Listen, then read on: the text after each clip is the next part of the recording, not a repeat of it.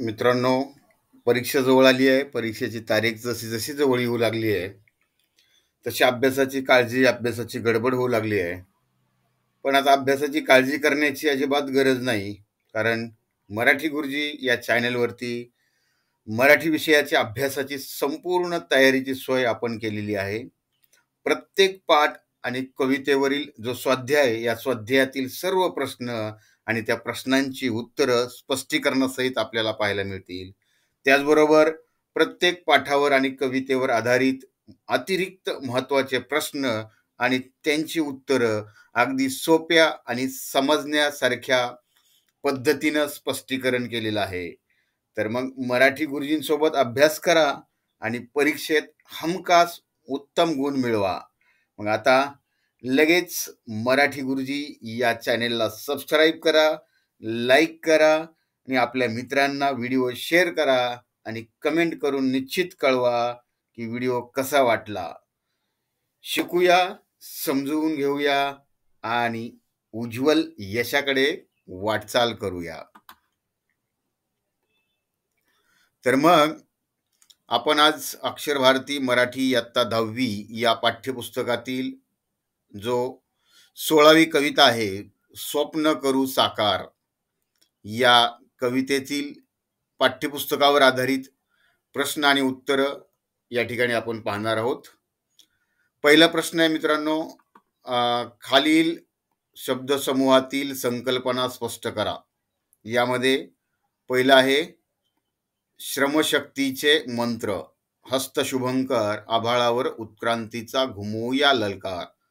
तर या बघा, श्रमशक्तीचे मंत्र म्हणजेच श्रमाचं महत्व, हस्त शुभंकर म्हणजेच राबणारे हात, कष्ट करणारे हात, पवित्र हात, कल्याणकारी हात. आभाळावर उत्क्रांतीचा घुमवूया ललकार म्हणजेच उत्क्रांतीचा, प्रगतीचा जयघोष. अशा प्रकारे पूर्ण पुढे बघा,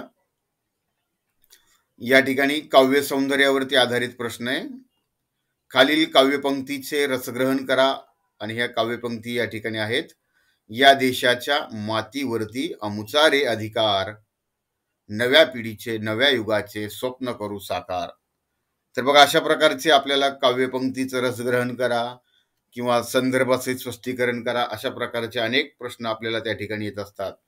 तर अशा प्रकारचे प्रश्न 3 मार्कासाठी परीक्षेत विचारतात आणि यामध्ये आपल्याला है ना, ज्या कवितेतला, ज्या पाठातला तो प्रश्न आहे, त्या कवितेचं नाव या ठिकाणी लिहायचंय.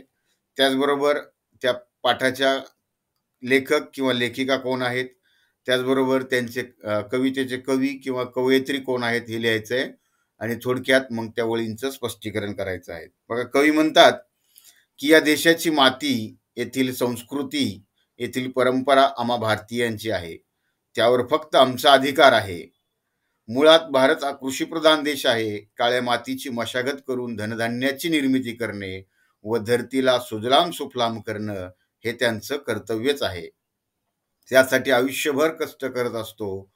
त्याच्या कष्टातूनच कृषी संस्कृती निर्माण होते आणि याच कृषी संस्कृतीमुळे नव्या पिढीचं, नव्या युगाचं स्वप्न साकार होत आहे. तर अशा प्रकारचे प्रत्येक कवितेच्या या ज्या ओळी आहेत, या ओळींचं स्पष्टीकरण तुम्हाला या ठिकाणी आहे ना दिलेलं आहे. तुम्ही फक्त याचा संदर्भ घेतला आणि आपल्या त्या कवितेमधून आपल्याला जो अर्थ लक्षात राहील तो अर्थ त्या ठिकाणी तुम्हाला लिहायचा आहे. बघा, या ठिकाणी घराघरातून जन्म घेतसे तेज नवा अवतार, शेतामधून पिकवू मोती, धन हे अपरंपार. म्हणजेच या ठिकाणी हे उत्तर दिलेलं आहे तुमच्या संदर्भासाठी. हे तुम्ही काय करू शकताय, हे तुम्ही बघा, हे वाचून व्यवस्थितरित्या तुम्ही या ठिकाणी ते लिहू शकताय. पुढं बघा, या कवितेत कवीने बघितलेले स्वप्न तुमच्या शब्दात लिहा. बघा, इथं स्वमत किंवा याच्यावरती आधारित तुमचा विचार या ठिकाणी, मत, तुमचा अभिप्राय या ठिकाणी मांडायचा आहे. तर यामध्ये बघा है ना, प्रस्तुत कवितेचं या ठिकाणी तुम्ही नाव लिहिलं तरी चालेल. नाव लिहून त्या शब्दाला अंडरलाईन करायचे आणि त्या नावाला तुम्ही सिंगल अवतरण चिन्हात लिहायचंय. कवितेचं नाव लिहिलं, कवी किंवा कवयित्री कोण आहेत हे लिहायचंय. तर यांनी एकजुटीचं सामर्थ्य हे मूल्य मनात रुजवण्याचा सुंदर प्रयत्न केला आहे. कोणतेही काम एकट्याने करून पूर्ण होत नाही. घरी तयार होणाऱ्या अन्नपदार्थासाठी अगदी शेतकरी दादा मनापासून दुकानदार, कामगार, वाहतूक या सर्व घटकांची मदत आवश्यक असते. तसेच देशाच्या उज्ज्वल भविष्यासाठी एकजुटीनं काम करणे तितकेच महत्त्वाचं असतं. म्हणजे हा जो पहिला पॅरेग्राफ आहे, या पहिल्या पॅरेग्राफमध्ये तुम्हाला त्या ठिकाणी पाठाचं नाव असेल, कवितेचं नाव असेल किंवा ते लिहून त्याला अंडरलाईन करून त्या नावाला सिंगल अवतरण चिन्हामध्ये त्या ठिकाणी लिहून आणि त्या कवयित्रीचं नाव लिहून त्या पाठाबद्दल किंवा कवितेबद्दल थोडक्यात लिहायचंय. इथं पॅरेग्राफ करून मग तुम्हाला जे कवितेमधून जो प्रश्न विचारलेला आहे त्याच्याबद्दल तुमचं मत, अभिप्राय या ठिकाणी अशा प्रकारे लिहायचं आहे. मी आता काही प्रत्येक शब्दशः तुम्हाला या ठिकाणी सांगत नाहीये, पण या ठिकाणी तुम्ही स्क्रीनवरती पाहू शकताय. तसाच पुढचा प्रश्न बघा या ठिकाणी, कवितेत व्यक्त झालेल्या एकमताचा विचार स्पष्ट, एकात्मतेचा बघा प्रस्तुत कवितेचं नाव लिहा इथं. किशोर पाठक इथं आहेत. यांनी एकजुटीचं सामर्थ्य हे मूल्य मनात रुजविण्याचा विचार केलेला आहे. कोणतंही काम एकट्यानं करून पूर्ण होत नाही. घरी तयार होणाऱ्या अन्न पदार्थांसाठी अगदी शेतकरी दादा मनापासून दुकानदार. म्हणजे हा जो मायना आहे, हा जो पहिला पॅरेग्राफ आहे, हा तुम्ही कवितेच्या संदर्भामध्ये सारांश जो आहे, थोडक्यात सारांश, हा तुम्ही कुठल्याही प्रश्नाला त्या ठिकाणी लिहू शकता. तर या ठिकाणी बघा हे उत्तर त्याच्यावरती आधारित हे दिलेलं आहे. आणि मग मित्रांनो, हे झाले आतापर्यंत हे जे प्रश्न होते हे पाठ्यपुस्तकातले प्रश्न. परंतु आता आपण या ठिकाणी ॲडिशनल इम्पॉर्टंट क्वेश्चन आणि आन्सर है ना, अतिरिक्त या कवितेवर आपल्याला काय महत्त्वाचे प्रश्न वाटले तर ते प्रश्न आणि त्यांची उत्तर या ठिकाणी आपण हे करत आहोत. बघा पहिली, फुलामुलातून हसणारा कोण आहे तर श्रावण आहे. एका वाक्यात उत्तरे द्यासाठी सुद्धा येऊ शकतं. मातीचे मंगल काय आहे तर तन्मन आहे. चैतन्याचे सुदर्शन, अपरंपार धन म्हणजे शेतातील मोती त्याला म्हटलेलं आहे. आता या ठिकाणी बघा सहसंबंधावर आधारित प्रश्न आहे. हजार आम्ही एकी बळकट, सर्वांचे हो एकच मनगट. मग या ठिकाणी एकच मनगट हे उत्तर दिलेलं आहे. म्हणजे रिकाम्या जागेसाठी सुद्धा अशा प्रकारचे प्रश्न येऊ शकतात. पुढे बघा आता कंसातील योग्य शब्द वापरून रिकाम्या जागा भरा. कंसामध्ये या ठिकाणी आपल्याला शब्द दिलेले असतात. या शब्दांपैकी योग्य शब्द वापरायचा आहे. परंतु मित्रांनो, या प्रकारचे प्रश्न लिहिताना तुम्ही फक्त याचं उत्तर नाही लिहायचंय. काही जण, बरेच जण करतात पेपर चेक करताना, मला लक्षात येतं की ते प्रश्नाचा क्रमांक टाकतात, त्यातला पहिला असं 1 नंबर टाकतात आणि डायरेक्ट उत्तर लिहितात. परंतु मित्रांनो, रिकाम्या जागा भरताना हे पूर्ण वाक्य लिहून पूर्ण वाक्य लिहायचंय आणि त्याच्यामध्ये जे योग्य उत्तर आहे, जे बरोबर उत्तर आहे, ते बरोबर उत्तर त्या ठिकाणी या रिकाम्या जागेमध्ये वापरून तुम्ही त्याला, त्या शब्दाला अंडरलाईन करायची आहे. ही काळजी घ्या. पुढे बघा, फुलामुलातून हसतो श्रावण. उद्योगाचे चक्र चालते बघा धरतीवर, आभाळावर, पाण्यावर, हवेवर. तर आभाळावर, आभाळावर हे योग्य उत्तर आहे.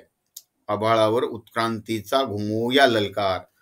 पुढे बघा, शक्तीची ही झडते नौबत, घराघरातून जन्म घेतसे तेज नवा अवतार. पुढचं बघा है ना, इथं बघा, डॅश डॅश शुभंकर हवा एकदा, उज्ज्वल भविष्य उज्ज्वल या देशाचे करूया जय जयकार. तर या ठिकाणी हस्त हे योग्य उत्तर आहे. तुम्ही मग या ठिकाणी हस्त हा शब्द या ठिकाणी लिहून त्याला अंडरलाईन करायची आहे. बघा या अशा प्रकारे उत्तर इथं दिलेली आहेत तुम्हाला. परत आहे जोड्या जुळवावरचा प्रश्न आहे. मग आकृती पूर्ण करा, एका वाक्यात उत्तरे द्या. एका वाक्यात उत्तरे द्या. या ठिकाणी बघा प्रत्येक असे अतिरिक्त प्रश्न तयार केलेले आहेत. आणि कवी कोणावर आमचा अधिकार आहे असं म्हणतो. बघा, तर मेन उत्तर आणि एका वाक्यातले प्रश्न लिहिताना काळजी काय घ्यायची की तुम्ही एका वाक्यातलं उत्तर हे पूर्ण वाक्यामध्ये लिहायचं आहे. अशा प्रकारे पूर्ण वाक्यामध्ये लिहून त्या शब्दाला, मेन मुख्य जे उत्तर आहे तर त्या शब्दाला अंडरलाईन करायची, हे विसरू नका. बघा, कवी कोणावर आमचा अधिकार आहे असं म्हणतात. तर बघा या ठिकाणी कवी या देशाच्या मातीवर हे मुख्य उत्तर आहे. मग याला तुम्ही काय करायचं, अंडरलाईन करायची. तसंच पुढचा प्रश्न बघा, कवी शेतामधून काय पिकवायला सांगतात? तर याच्यातलं उत्तर आहे मोती. मोती या शब्दाला अंडरलाईन करायची, पूर्ण वाक्यात उत्तर लिहायचं. पुढचा प्रश्न आहे, कवी उत्क्रांतीचा ललकार कुठे घुमवायला सांगतात? तर कुठं घुमवायला सांगतात? आभाळावर. अशा प्रकारचे हे अतिरिक्त प्रश्न काढलेले आहेत. आणि मित्रांनो, ही कवितेची अशा प्रकारचे आपण जे प्रश्न काढलेले आहेत, अतिरिक्त प्रश्न, हे प्रश्न जरी तुम्ही परफेक्ट केले तरी तुम्हाला या कुठल्याच पाठावर किंवा कुठल्याच कवितेवर आधारित वेगळा असा अभ्यास करण्याची मला तर वाटतं आवश्यकता लागणारच नाही. बघा या ठिकाणी काव्यपंक्तींचा योग्य क्रम लावा, म्हणजे याच्यामध्ये तुम्ही म्हणता काय अशा प्रकारचा प्रश्न आपल्याला येतो का परीक्षेमध्ये? नाही येत. पण या ठिकाणी आपल्याला या काव्यपंक्तींचा अभ्यास या ठिकाणी केल्यानंतर त्याच्यावर आधारित एका वाक्यात रिकाम्या जागा ही माहिती आपल्याला त्याच्यातून लक्षात येईल. बघा आता या ठिकाणी या कवितेमध्ये आलेले काही शब्द, समानार्थी शब्द घेतलेत. समानार्थी शब्दावरती आपल्याला कवितेमध्ये 2 मार्कासाठी प्रश्न असतात. हक्क हा हक्क या शब्दाचा अधिक बघा हक्क म्हणजेच या ठिकाणी अधिकार, अधिकार हा शब्द आहे ना. पुढं बघा, ऐश्वर्य, विभव, श्रावण हे उत्तर येईल असा प्रश्न तयार करा. तर या ठिकाणी प्रश्न तयार केलेला आहे, फुला मुलातून कोण हसतो? श्रावण. कवितेतले जे काही शब्द दिलेले आहेत त्या शब्दांचे अर्थ आहे देश, राष्ट्र, अधिकार, हक्क, मंगल, पवित्र, चैतन्य, उत्साह. हे देखील समानार्थी शब्दच आहेत. आणि शेवटी बघा इथं दिलेल्या मुद्द्यांच्या आधारे कवितेसंबंधी पुढील कृती सोडवा. प्रस्तुत कवितेचे कवी किंवा कवयित्री कोण आहेत? तर ते आहेत किशोर पाठक. प्रस्तुत कवितेचा विषय काय आहे? तर प्रस्तुत कवितेचा विषय आहे भारत देशाच्या उज्ज्वल भविष्याचं स्वप्न या ठिकाणी रेखाटलेलं आहे. हा प्रस्तुत कवितेचा विषय आहे. प्रस्तुत कवितेत दिलेल्या 2 ओळींचा या सरळ अर्थ लिहा. या ठिकाणी 2 ओळी दिलेल्या आहेत बघा, या देशाच्या मातीवरती आमुचा रे अधिकार, नव्या पिढीचे नव्या युगाचे स्वप्न करू साकार. तर या प्रस्तुत कवितेतून मिळणारा जो संदेश आहे, या देशाच्या मातीत आपण जन्म घेतलाय त्यामुळे आपला देश आहे. या ठिकाणी तुम्ही फक्त हे तुम्हाला रेफरन्ससाठी, संदर्भासाठी हे दिलेलं आहे. अशा प्रकारे तुम्ही लिहू शकता है ना. सविस्तर प्रत्येक मी काय या ठिकाणी शब्द न शब्द ओळ तुम्हाला वाचून दाखवत नाहीये, फक्त तुम्हाला सांगतोय मुख्य गोष्टी ज्या प्रकर्षाने आम्हाला त्या ठिकाणी जाणवत असतात. प्रस्तुत कविता आवडण्याची वा न आवडण्याची कारण त्या ठिकाणी लिहायचे. पण अशा प्रकारचे प्रश्न लिहिताना है ना आवडण्याचीच कारण लिहायची असतात. म्हणजे निगेटिव्ह लिहायचं नाही, सकारात्मक लिहायचं, पॉझिटिव्ह लिहायचं आहे. मग बघा, स्वप्न करू साकार ही कविता मला खूप आवडली, पॉझिटिव्ह लिहायचं आहे. त्याचं मुख्य कारण की कवितेच्या सुरुवातीलाच कवीनं नव्या पिढीचं, नव्या युगाच्या मनात देशाप्रती आपलेपणाची भावना जागृत केलेली आहे. त्यानंतर या आपल्या देशाच्या उन्नतीसाठी कार्य करण्याची प्रेरणा दिली आहे. पण केवळ प्रेरणा देऊनच ते थांबले नाहीत, तर देशाच्या उन्नतीचा मार्गही म्हणजेच कृषी विकास, उद्योग क्षेत्रातील विकास, संस्कृतीचं जतन, संवर्धन त्यांनीच समजावून सांगितलं आहे.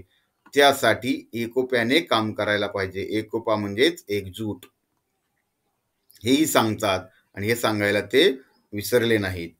हे सर्व आपण मनापासून केलं तर नव्या पिढीचं, नव्या युगाचं, आपल्या उज्ज्वल भारत देशाचं स्वप्न पूर्ण होईल, असा सुंदर आशावाद या ठिकाणी कवितेत मांडलेला आहे. म्हणून मला ही कविता खूप खूप आवडलेली आहे असं लिहायचंय त्याच्यामध्ये.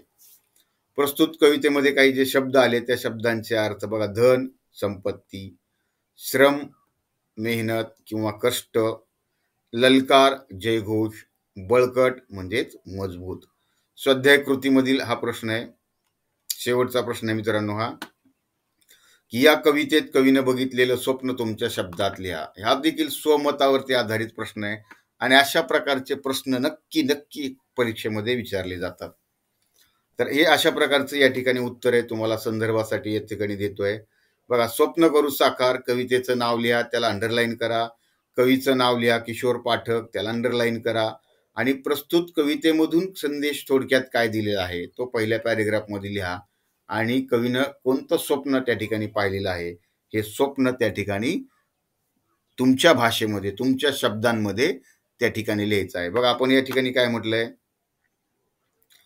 कवीला देशाच्या मातीतून मोती पिकवायचे आहेत, भरघोस धान्याचं पीक घ्यायचं आहे, मातीचा कस सुधारायचा आहे, श्रावण सरींनी हसणाऱ्या फुलणाऱ्या फुलांना व मुलांना पाहायचं आहे, श्रमप्रतिष्ठेवर भर देऊन प्रयत्नांची कास धरायची आहे ना, औद्योगिक प्रगती करायची आहे, एकोप्याने देशाची वैभव संपदा केवळ जपायची नाही तर ती वाढवायची आहे, नव्या पिढीला श्रमशक्ती यंत्र यांचा मंत्र द्यायचा आहे, देशासाठी झटणारे शुभंकर कल्याणकारी हात तयार करायचे आहेत, देशाचं नाव उज्ज्वल करून सगळ्या जगात आपल्या देशाचा नावलौकिक वाढवायचा आहे. तरी अशा प्रकारचे मित्रांनो आपण प्रत्येक पाठावर प्रत्येक कवितेवर असे स्वाध्यायामधील असणारे पाठ्यपुस्तकातील प्रश्न त्यांची सविस्तर उत्तरं, त्याचबरोबर आपण प्रत्येक पाठावर अतिरिक्त एका वाक्यात उत्तरे, रिकाम्या जागा, त्याचबरोबर मोठे प्रश्न जे 3-3 मार्काचे आहेत, असे सगळे प्रश्न आपण बरेचसे प्रश्न तयार केलेले आहेत है ना. तर नक्की मित्रांनो हा तुम्हाला व्हिडिओ कसा वाटला हे कमेंट करून कळवा. आणि अजून तुम्हाला याच्यामध्ये काही कमी जास्त वाटत असेल किंवा काही कशा पद्धतीनं काही अजून बदल करायला हवेत असे तुमची प्रतिक्रिया नक्की द्या. धन्यवाद.